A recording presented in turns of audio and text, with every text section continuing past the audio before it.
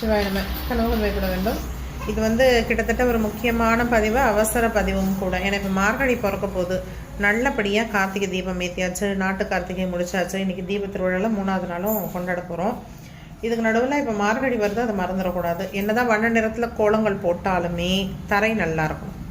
அந்த தரையும் ஒரு பாசிட்டிவ் வைப்ரேஷனில் இருந்தால் ரொம்ப நல்லது. என்னோட அடியனோட பெரிய கோரிக்கை என்னென்னா, முற்றிலும் கோலம் விடும் பொழுது அரிசி மாவை பயன்படுத்துங்க. அதே மாதிரி வாசல் தெளிக்கிறதுக்கு அழகர் சாணப்பொடியும் பயன்படுத்துங்க. இது என்ன அழகர் சாணப்பொடிக்கு இவ்வளோ அட்வர்டைஸ்மெண்ட் கொடுக்குறீங்கன்னா, எங்களுடைய ப்ராடக்ட்டு.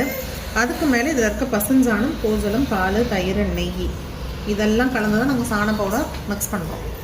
அது மட்டும் இல்லாமல் கஸ்தூரி மஞ்சள், விரலி மஞ்சள், கல்லுப்பு, இது தோஷம் போகிறது உங்களுக்கே தெரியும். கிருமி நாசினி முதல்ல நம்மளோட பசுஞ்சாணம். அதே மாதிரி சாணப்பொடி, சாணம் நீங்கள் எடுத்துக்கிட்டிங்கனாலே ஒரு மின்னலுடைய எதிர்மறை ஆற்றல் ஈர்க்கின்ற ஒரு சக்தி இருக்குது.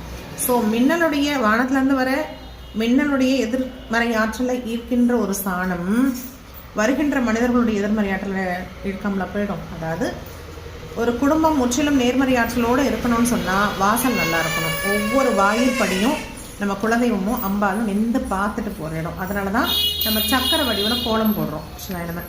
இதெல்லாம் நம்ம புரிஞ்சுப்போம். மார்கழி மாதத்துக்கு இனிய பதிலுக்கு தயாராகும். சிவாயனம்.